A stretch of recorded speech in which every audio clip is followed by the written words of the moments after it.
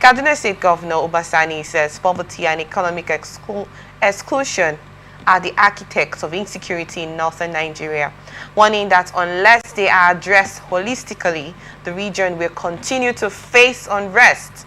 The governor made this known during an interview on Sunday, May 18, 2025. Sani said his administration started with a data-driven focus on poverty and underemployment, drawing to his experience as a former chairman of the Senate Committee on Banking. According to him, over 60 to 65% of people in the northern region, particularly in the northwest, were financially excluded when he assumed office as a governor, stressing that the development made many young people vulnerable to recruitment by armed groups. The governor also revealed that when he took over in Kaduna State, over 350,000 children were out of school. This problem of insecurity, I can tell you, is largely an economic situation, economic issue, and poverty and unemployment. That is the reason why our people can easily be recruited by these bandits, he added. You know, I said we're going to come back to the poverty scenario when we discuss the River State, situation of the healthcare, fake healthcare evangelists that administer those medication, and you made mention of poverty as one of the reasons why those individuals were driven to be manipulated into using unregistered drugs on their eyes and all of that. You know, Kaduna State Governor has come to say that poverty is one of the architects of insecurity in northern Nigeria.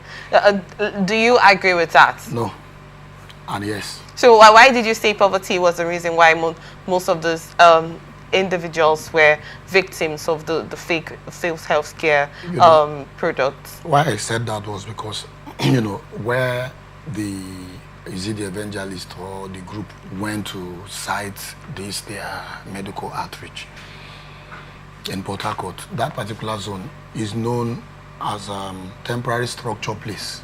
And when you say temporary structure, we're talking about where we have Bacha kind of estate and all that. It is close to the river. And you should know what that means. It means that these people are people who are trying to survive on their own without governmental support. There are people who are not, who does not have representative, whether in the local government or House of Assembly, and even if they have, they don't know them. They don't recognize them. They see them like the low class. And when you are found in such area, it means that you are not seen or recognized as someone who should be helped. You know, if you ask me, no one goes to them. No one gives them allocation. No one gives them stipend. All they live with is whoever comes to tell them story. I will buy you new net. They are good. I will buy you, the no net is what they use in getting their whatever. I will buy you new canoe. You will see them support you. I will give you health, whatever. They will support you. That is why I am saying that it is poverty that is causing that. If there are people who have either fund to take care of themselves, they know when to go to the hospital once they have a headache. They will know when to go, and they will go and take care of themselves. But because they cannot go, that is the reason why you see them. That is the reason why you see me made mention of that poverty. And that is why they are being used and being manipulated. Now, aside that of Uba Sani, what has Uba Sani done? What initiative has he put in place? What strategy has he propounded? That is the question. Uba Sani as a governor, what has he done to see how the people of his state, the youths, can be either enrolled in one organization or the other? What has he employed them? Has he brought any idea in order to give these people rekindled mentality? No. Instead, Uba Sani is always on the television station and TV station and radio station talking. Is that what is this time to talk? This is not time to talk. This is time to look at the strategy in order to eliminate the things that has eaten up his state. Not this. We don't expect. He was a member of what they call him, a Senate member, a committee on, is it development or something? I think development and whatever banking, I think that I know. What did he do? He was a chairman of that committee. And other people from other states got something. They got some empowerment program package. What did he do? Why is he telling us this story? He knows what to do as a governor. Let him go back home, call his people, do the needful, and by so doing, his people will pick up, I will drop whatever arm they are carrying. I don't think that is the reason why these people are carrying arm. We know. Now let me tell you, when Yar'Adua was the president of Nigeria, we are aware. When Obasanjo was the president of Nigeria, we are aware that some ethnic group went out there and started scanting that they are militants. They did so many things during that time. Yar'Adua, Jonathan became president. Other groups in another region started because they want power. The same thing are repeated. Now Tinubu has entered. They want to, the North wants to take back power. So they are doing, who are you killing? You are killing your people. Stop deceiving Nigerians. They are still killing their own people in the name of wanting power.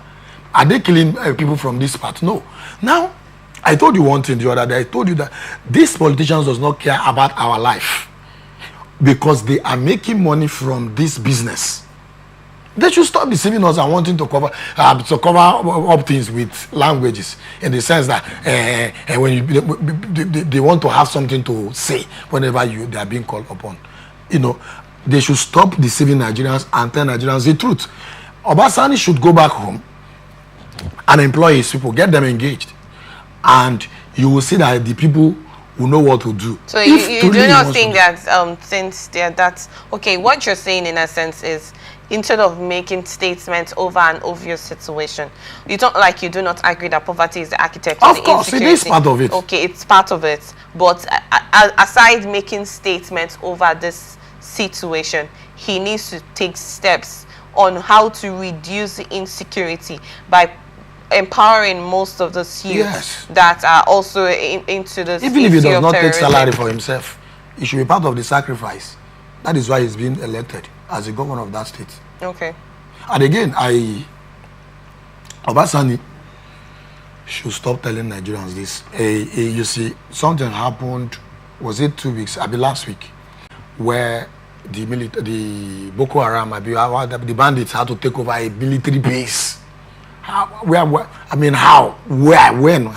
When did that start happening in Nigeria? Our country, when we are called the giant of Africa, are we now the ant of Africa that ordinary bandits would now conquer a military barrack? I mean, you should know that there is sabotage. There is a more kind of pool. It means that it's not just happening alone. It is happening with the support of those who are inside. Uba Sani, I've always told you here that there is always a solution to every problem. His own, he should go and identify what the problem is. Are you telling me that these bandits don't make money? They are fucking rich. Oh, you can't use such words, please. Sorry, Nigerians. You know, they are rich with the kind of dirties they are doing. People that kidnap people, people that goes to banks, because they don't tell you about banks, they break into bank. They make away with money. They do so many things that gives them money. So why didn't the money stop them? That's not the mission. They are being paid to do these things, and those who are paying and sponsoring them, they know themselves. The politicians know themselves until on their own. I really don't understand when you refer to politicians and bandits. Why? Because that's not supposed to correspond. Yes, it is. Let me relate them. I have to relate them. How I meant is this. You see, I've told you before, because Tinubu is the president of Nigeria, the North wants this power. And how do they want this power? They want this power by ensuring that the killing increases in numbers every day. For Nigerians to discredit Tinubu as somebody who is not performing. Now, somebody from the North will now come and say, oh, they're my people, when I talk to them, they will hear. Give me votes. That's what they're doing. And until they stop this particular practice. I've told you before that when good Lord Jonathan was to contest, people from the Niger Delta also came. They said that we are militant, we are that. And before we know it, it got power. So you do not think that most of these terrorists are from other countries, neighboring countries like Mali, Niger Republic, and other neighboring countries? Like most, the Kaduna State Governor stated that some of these terrorists are from neighboring countries. You do not think they're not? You feel they are citizens of the country and not foreigners? They are citizens of this country. They are. You know, the last time we had conversation here concerning is it Benue State, where I told you that they had a place where they retire, close to Nasarawa. Yes. That place that they retire, is it not somebody's state? Is it not somebody's local government? Is it not somebody's community? Are people not staying in that same place from research? People stay there. People stay there. So what is stopping Nigerians from going to that place to apprehend these people? That is the question. If it is not being sponsored, if it is not being sponsored or being followed or covered by some class of people, that's the question. If you ask me, who are you telling me that Nigerians are not aware? You heard the governor saying that is where they retire. And wanting to tell you that they are speaking other languages, it is not true. They speak pure Hausa. Okay, aside the empowerment and reduction of you will hear them speak Hausa. Aside the empowerment initiative and the reduction of poverty that Uba Sani has stated, what are the necessary moves that should be taken? Because most of these northern states are literally seriously affected over this whole insecurity. So what are the steps that should be taken in order to bring them down? You know, the last time I told you that there should be community policing kind of settings. Like the state police? State police. Okay. No, I don't want to mention state. I'm talking about community policing. Okay. Community policing, because it is those that are in the community that can identify those who are not from their place. Okay. They are the ones who can also... But you know that language part, it was the community residents that said that when they were interviewed, they said that most of the terrorists speak foreign languages that sound similar to that of Hausa, but it's not something that they understand. So that's why they made that statement that some of them are foreigners. You know, so if we have to refer to that, that's why I had to make that statement. I told you last time that they have a code, that they are using coding language. I've seen videos where them on their own were giving themselves new names. They were also coding languages that should be used when they are out there. I watched it. And whoever is telling you that they are not from Nigeria, my dear, I don't think they are telling you the truth. How about the ones that have been interviewed who are saying that they know some of these people, that some of them are from their community? Have you not seen such interview? Some are arranging, the arrangement, they can arrange people to come and display whatever, because they want to cover the information from being exposed. Okay. You made mention of community policing, and what other measures, please? You know, the other time I told you that if we must put to stop these things, one, the politicians who are gladiators, I know in states, there are people who want to be in charge. They have been fighting for supremacy in all of the states in Nigeria. People are fighting for supremacy. Those that are gladiators, political gladiators, we know them. Until they come together to tell themselves the truth, that these people who are dying are also human. And blood runs also in their vein, the same way it runs in their own, as politicians. Again, I told you, until people from that particular state are being asked to leave that local government where this killing is happening, and being taken to a state that is safe for them to stay for the time being. Why they hunt these people who are these main people? I told you that they will not do it. Remember me telling you that they will never do it. The other time, you heard that there was this helicopter and a jet fighter that was up while the military barrack is being raided. What happened? Why did they not shoot at them? Why didn't the jet fighter shoot? What happened? Why? You should be asking yourself these questions. We are deceiving ourselves until we stop deceiving ourselves. They saw them, not like no one. They saw them doing this raiding, and the jet fighter was up there. What happened?